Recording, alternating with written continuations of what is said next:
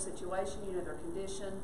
We pray for those that are having medical issues and pray for your healing hand on them, and then also their caregivers and the doctors and nurses that they're going to be interacting and dealing with. We just pray for them to just give them the best care possible.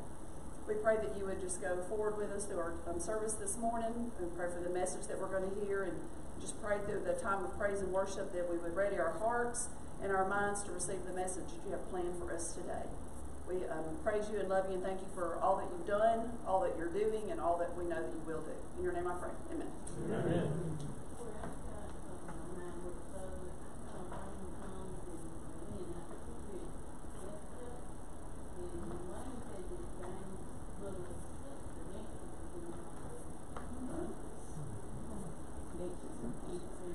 She just lost her husband. Cook.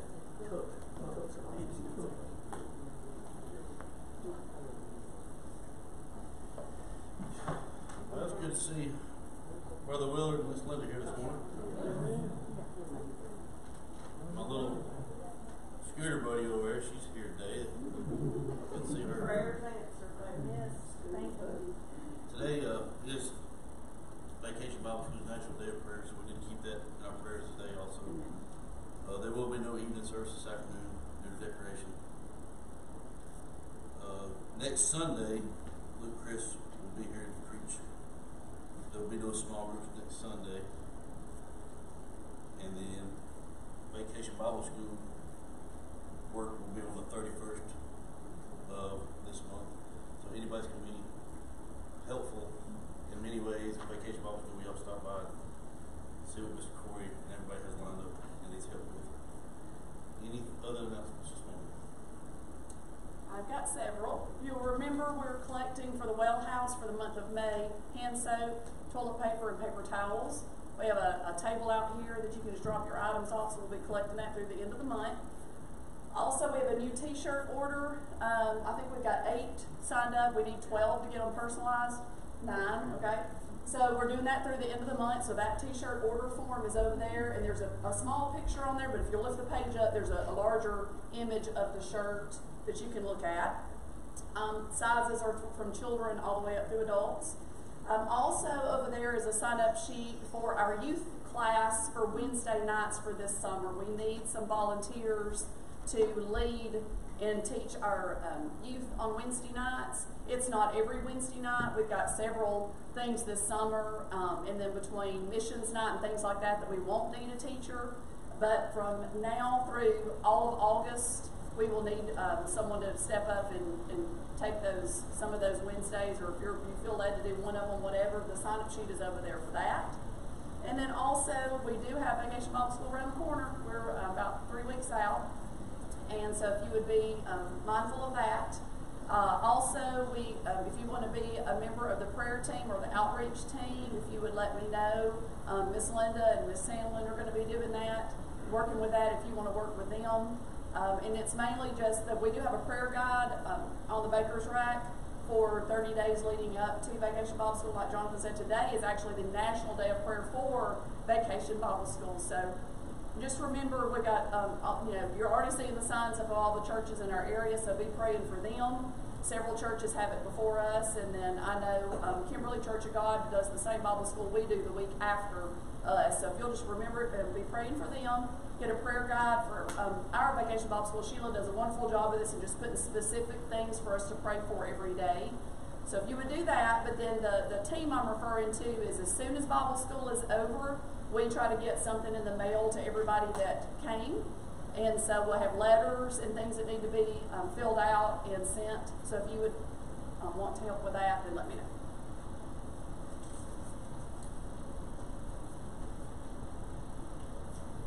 Okay. It is good to see everybody this morning, so let's stand.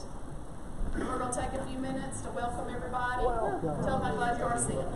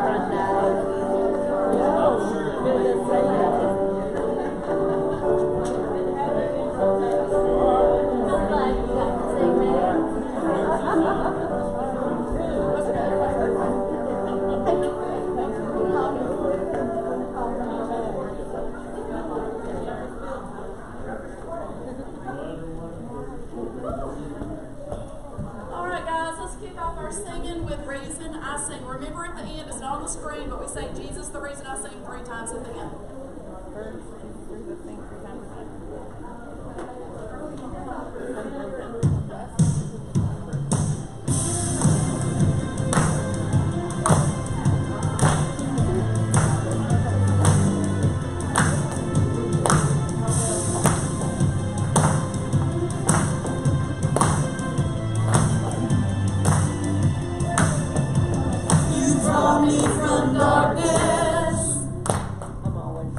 Clothe me in garments of praise.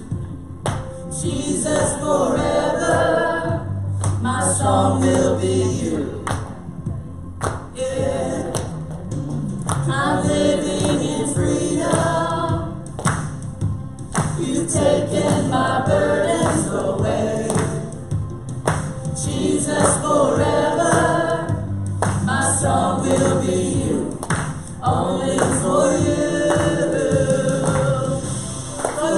That you bore and the debt that you paid, for the victory you won over death and the grave. This is the reason I sing, for the hope that you give and the joy that you bring, for the promise that heaven is waiting for me. This is the reason I sing.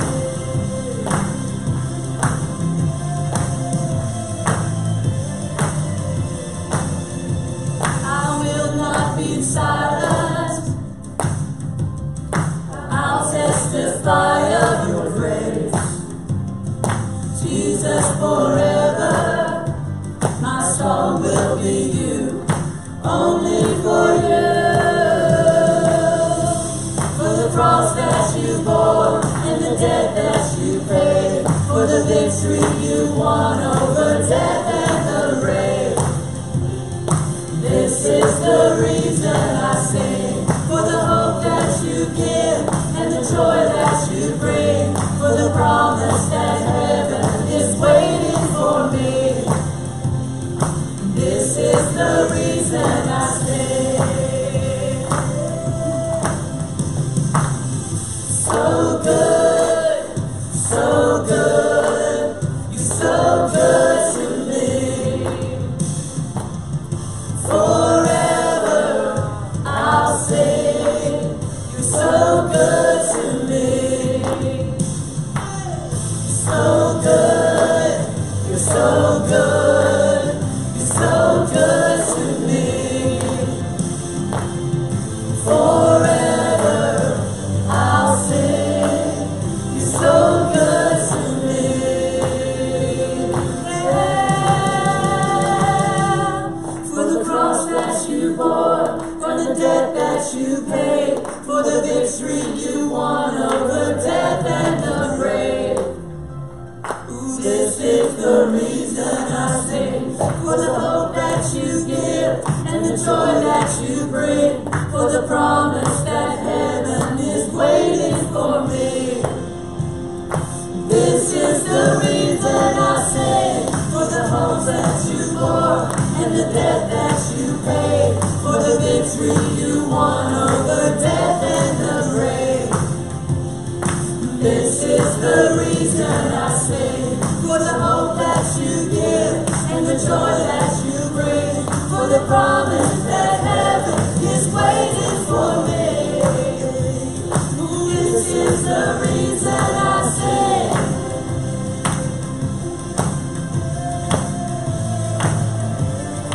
Jesus, the reason I sing. Jesus, the reason I sing. Jesus, the reason I sing. Amen. Amen. Be seated.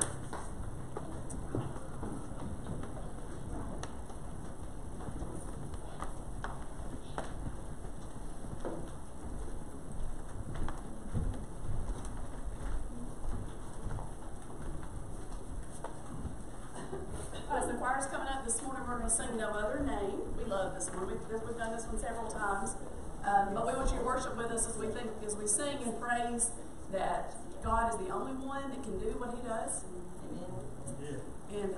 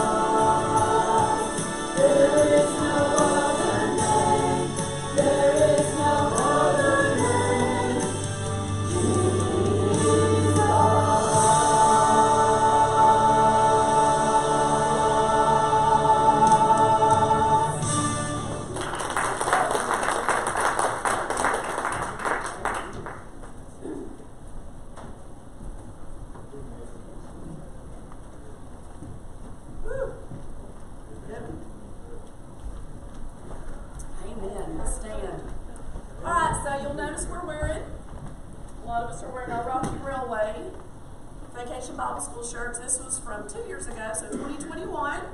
You might remember we had a big train up here with smoke coming out of it, and we had a caribou, and we had all kinds of stuff. And the theme of that Vacation Bible School was Jesus' power pulls us through. And so this morning we're going to sing the Old Rugged Cross, which we sang in that Vacation Bible School.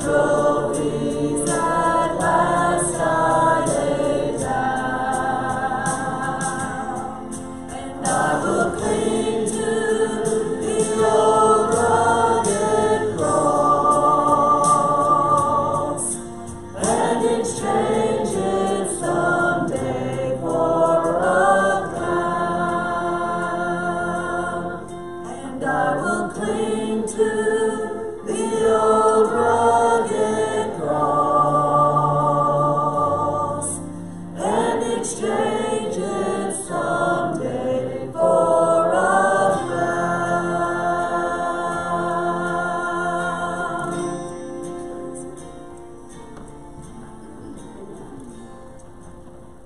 right, so we are excited to have Brother Dale Jones back with us today. So you can come on up and tell us what the Lord has laid on your heart and we need to hear today. Thank you very much. Choir, that was awesome. I mean, y'all are like right up there with the Mormon tabernacle. I mean, there's just not much difference. How many of y'all, I'm just curious, there's no reason for this, how many of you were not here the last time I was here? Okay, several of you. The last time I was here, I told you guys I didn't know anybody here. I can't say that today. I know somebody here. Linda Coleman. I know Linda Coleman from many years ago. I didn't even recognize her, y'all. That's on me, Linda, because I'm old and I don't remember anything. But I pastored the First Baptist Church of McCalla over on the west side of town, and I couldn't get me a fill-in this morning, y'all. So I had to preach. This is my second time to preach this morning.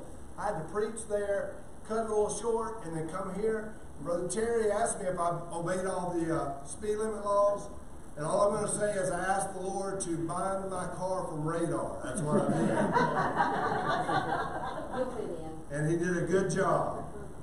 And y'all know, last time I was here, this is nonsense, but I told you how much I love Pasquale's Pizza whenever I came to this time of town. So the last time I was here, y'all, I was so excited. After church, I was going to go eat me some Pasquale's Pizza, only to pull up and find that they're closed on Sunday.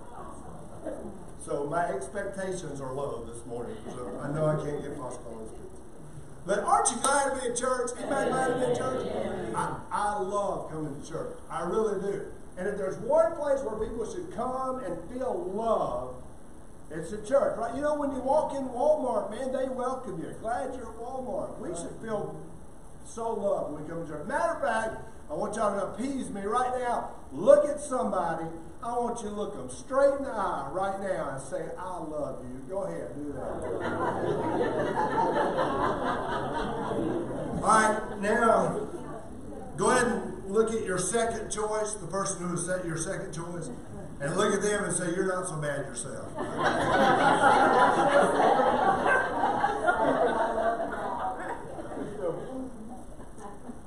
We're going to talk this morning about love and about being restored.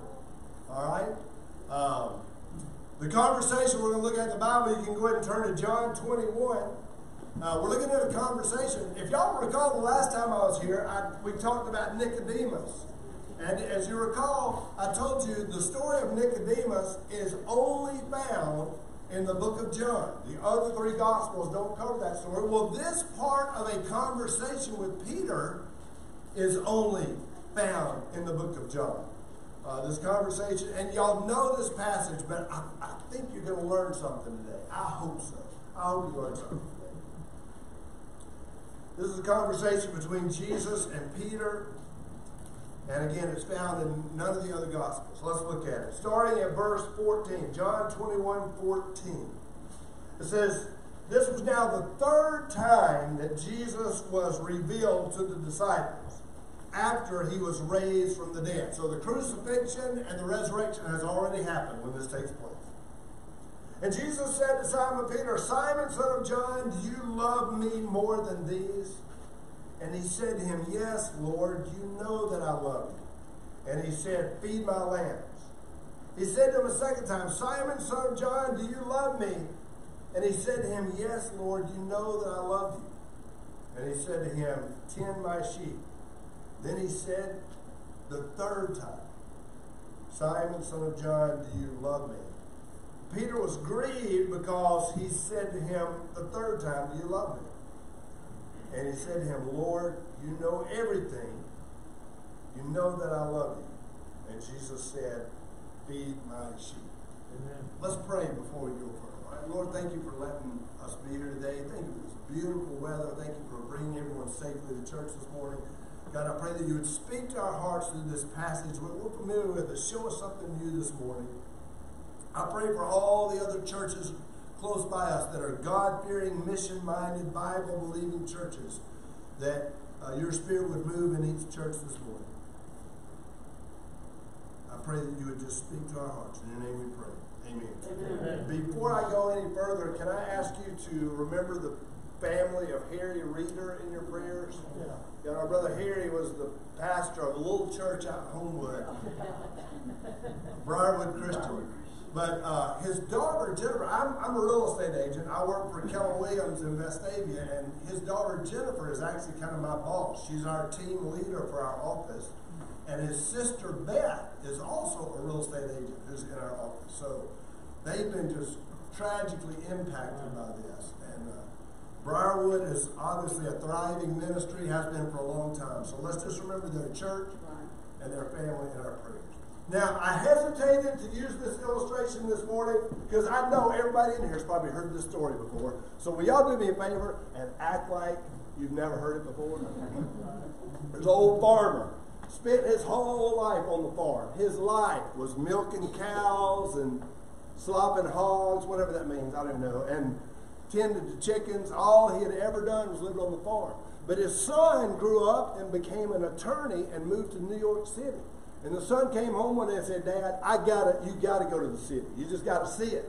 So the son takes the old farmer to New York City, and they walk into this lavish hotel. He'd never seen anything like it. And he's looking at the chandeliers and all the TV screens. He's just blown away by what he sees. But one thing that really caught his eye was over against the wall, this little closet. And he noticed that the doors would open and a group of people would walk in and the doors would shut and the numbers would go up and the numbers would come in and a whole different group of people would come out. And he was just shocked by this. And as he's standing there looking, a little old lady got her little cane in her hand. She's bent over and she walks up, she hits the button, and he watches the doors open and that little lady shuffles into the closet and the doors shut and the numbers go up, the numbers come back down. The doors open, and out walks a young, beautiful, well-dressed woman. Walks out, and the old farmer looks at his son and says, "Don't just stand there, go get your mom."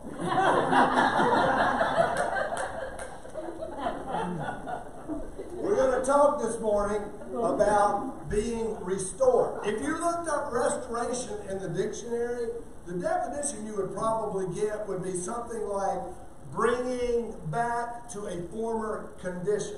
You know, I admire people who restore things. You know, some people restore furniture.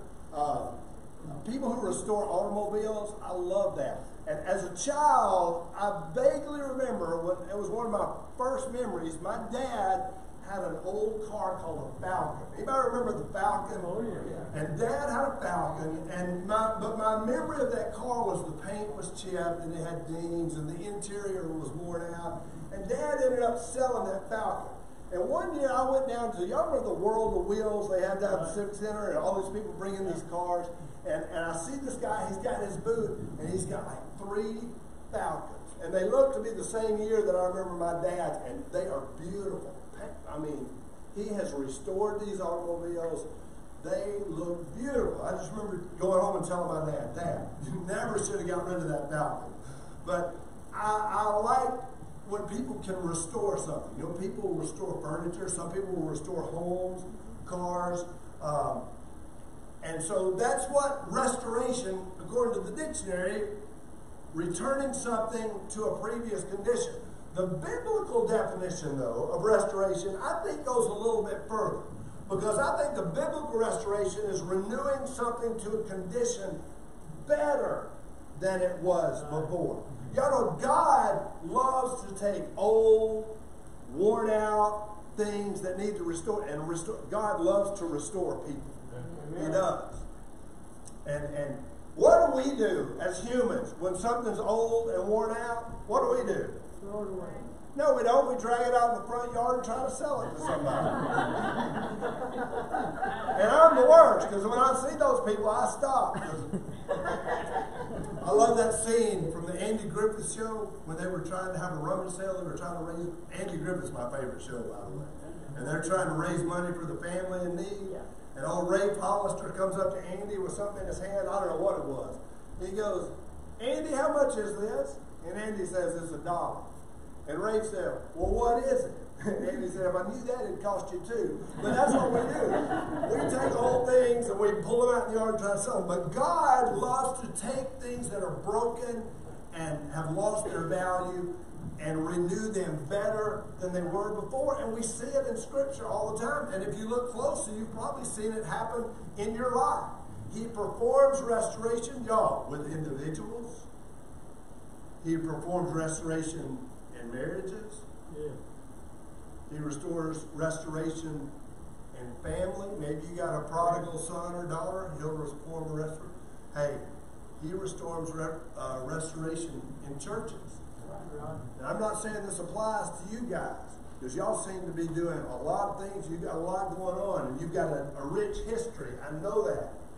But did y'all know, I went to a workshop this week, church revitalization workshop. Over the last decade, Southern Baptist churches closed 800 churches a year. 800. Now, thankfully, due to our North American Mission Board and your generous giving, we open or we replant or start about 1,000. So that gives us a net of plus 200. But it bothers me when I think that 800 churches a year are closing their doors. And what I learned from this workshop, Mark Clifton was the guy who spoke to us. If y'all know who Mark Clifton is, he's kind of our church plant guru with the North American Mission Board. The guy's really smart, and he has some amazing ideas. But he talks about how churches, in a lot of places, they're the seed of the community. And when a church closes, and how about this? Most of the churches that are closing are not in rural areas. They're in areas of 100,000 people or more. So it's not necessarily in the community that's dying. But churches oftentimes need restoration, and God loves to do that. Yeah. He will perform restoration among friends, among souls. He restores hearts, broken hearts. Y'all, he restores broken nations. Can I get an amen? And maybe we can use a little restoration in the United States of America. Y'all remember in the Old Testament, Israel had, of course, they were like this all the time, but at one of their low points, they had moved so far away from God, and in the time of the prophet Joel, y'all remember God sent the locusts, and the locusts destroyed their vegetation, and it destroyed their crops. I mean, it affected their lifestyle drastically. But once they returned back, recognized that what God was saying to them, and they repented, they turned back to God, and then God speaks through the prophet Joel in chapter 2, verse 25, and God says, I will restore to you the years that the swarming locust have eaten. Y'all, God is all about grace. We sing Amazing Grace. He takes broken things, he makes them brand new, and God will take broken people, and God will make them brand new and claim them for his glory. There's a good chance that in a group this large, somebody's done that in some of your life. David was one, and we read about David as a man after God's own heart, but we all know what David did. David was a little knucklehead there for a while, and he did a lot of things he shouldn't have done. But then he repented. He actually wrote an entire song about what happened with his sin with Bathsheba. And listen to what he writes in Psalm 51. He says, cast me not away from your presence, and take not your Holy Spirit from me. Restore me to the joy of your salvation, and uphold me with a willing spirit. So really, when we read this in John 21, y'all, I want you to know that what's happening here is a restoration. And you might say, well, why would Simon Peter, one of the disciples, need restoration? Can I remind y'all what happened when Jesus was about to go to the cross? You remember the night before, and he's having the Last Supper with the disciples? Y'all remember that scene?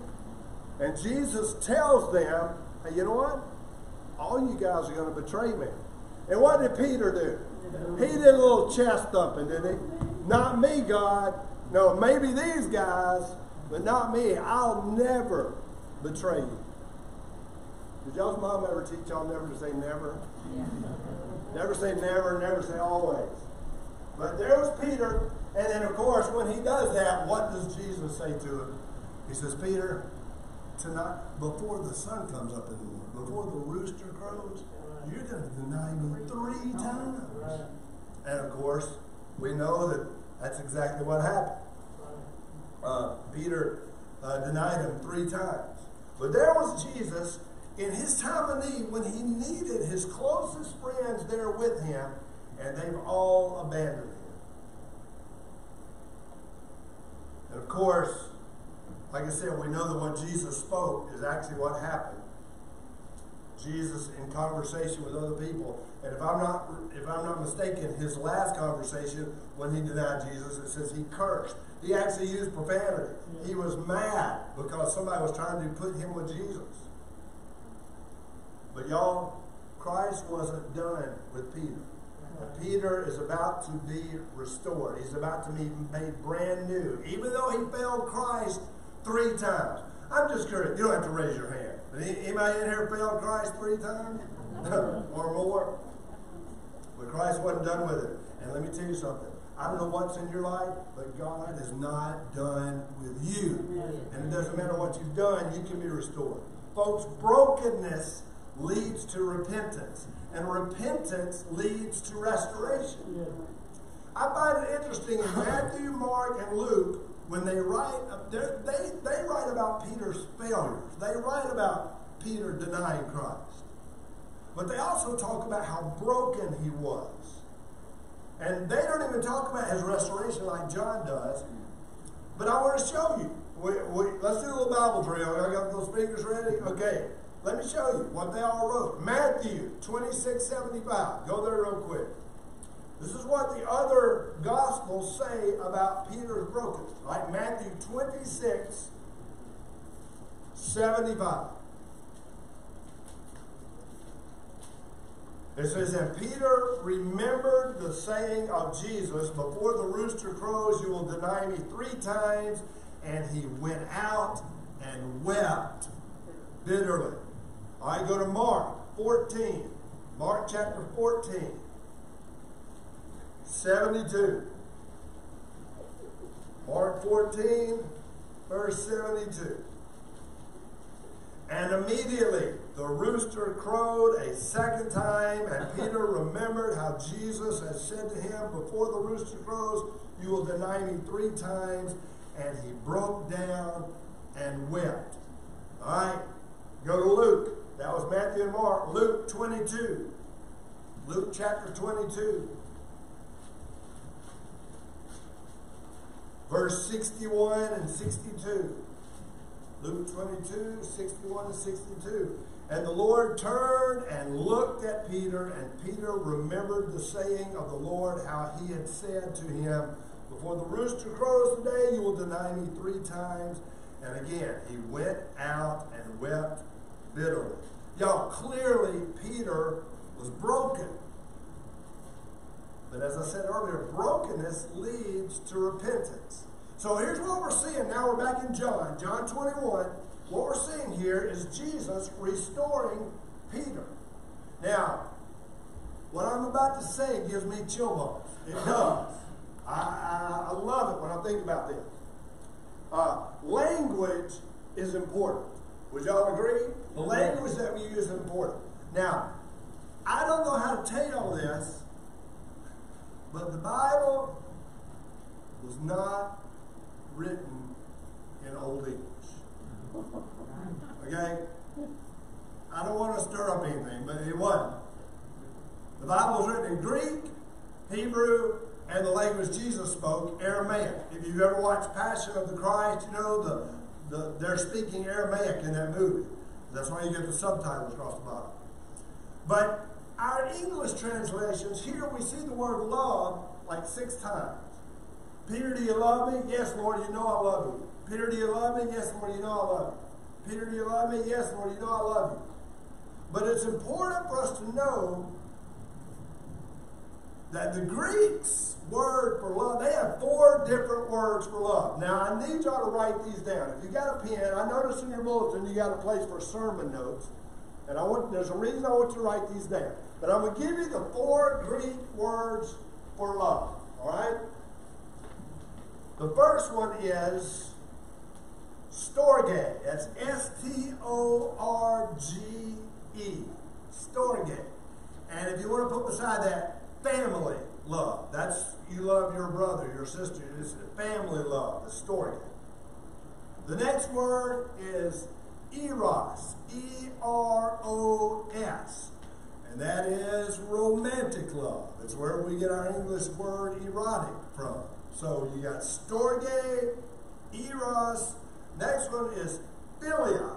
P-H-I-L-I-A. Philia. The verb form is phileo, which I'll use in a minute. But philia is friendship love.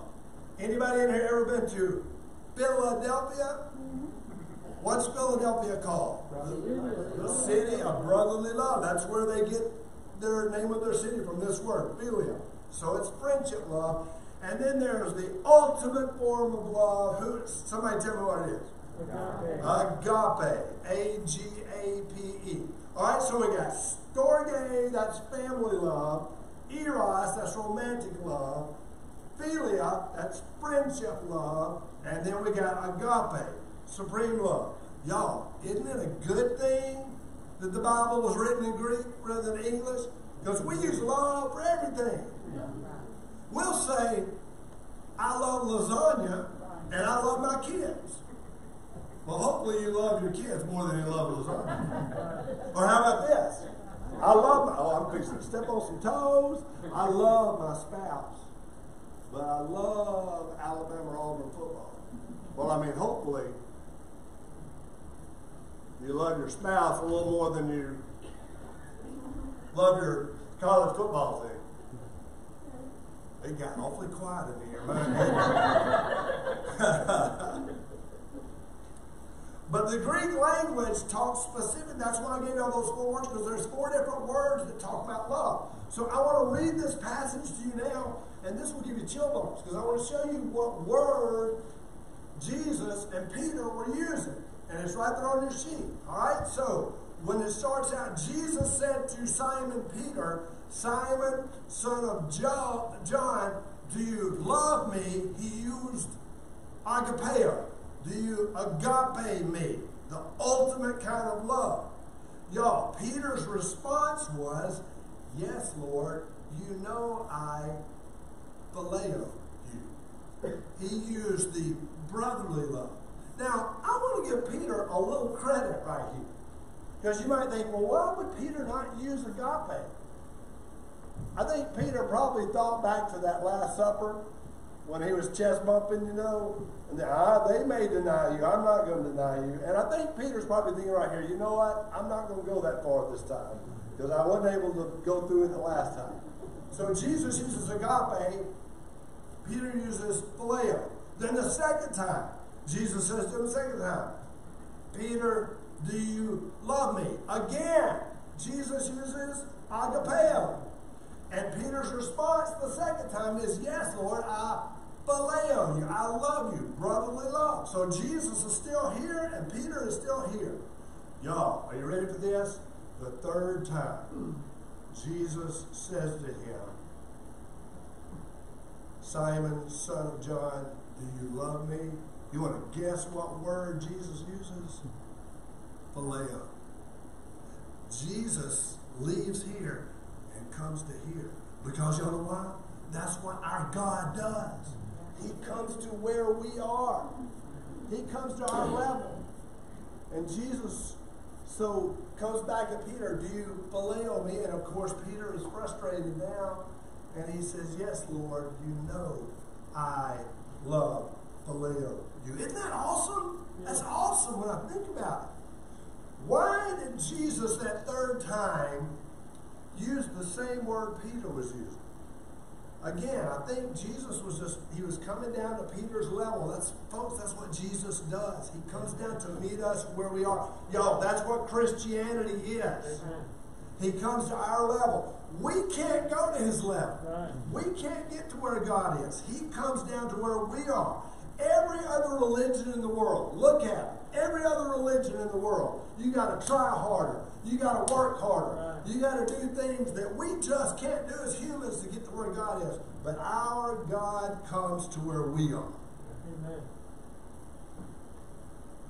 Think about it. Jesus left the glories of heaven. He came down to where we are. He experienced pain for us. He went to the cross for us because he did what we couldn't do. Now, I don't know where you are this morning, but if you're feeling broken, I want to make it clear. God wants to come down to where you are. He knows you're broken.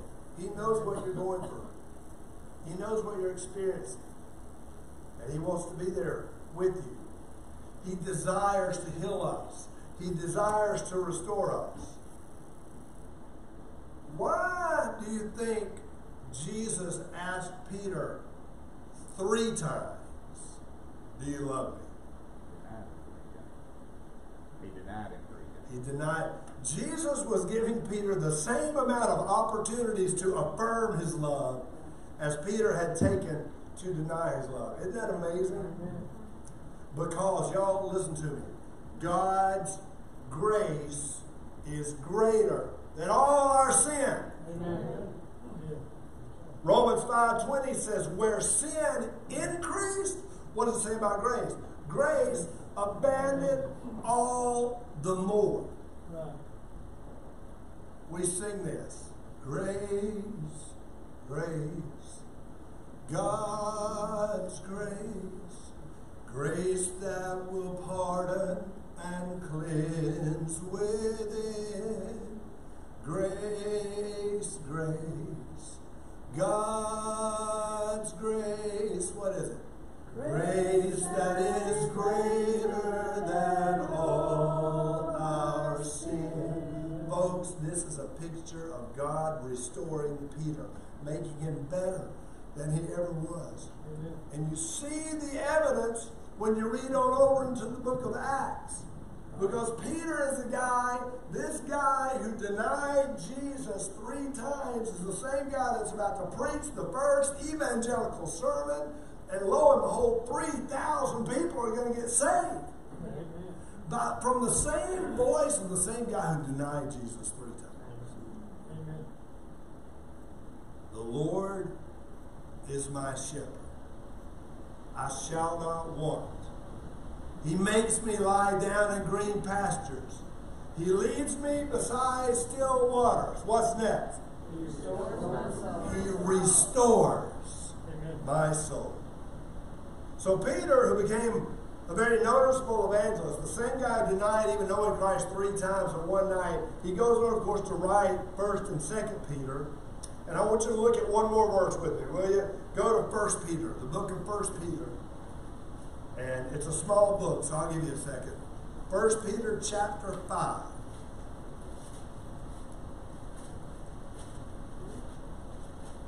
First Peter 5, and go to verse 10. And look what he writes, y'all.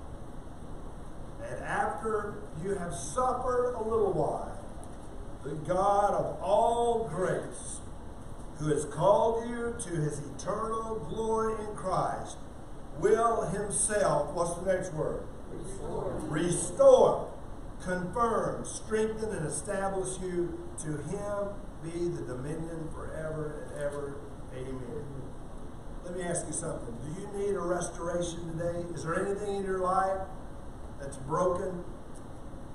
God loves to turn brokenness and make it better than it ever was. He did it in my life. Amen.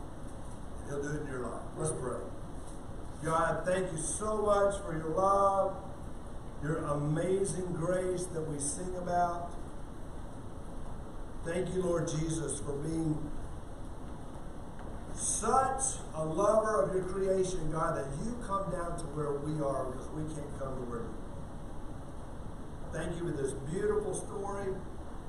Peter, a guy who clearly loved you, Lord Jesus, but just like all of us, had a moment where he failed you. thank you for the restoration you provided in his life. And I pray, God, if there's anyone here this morning who needs restoration, that you would provide it for them. For it's in your name we pray. Amen. Amen. All right, let's stand. We're going to sing the Potter's Hand.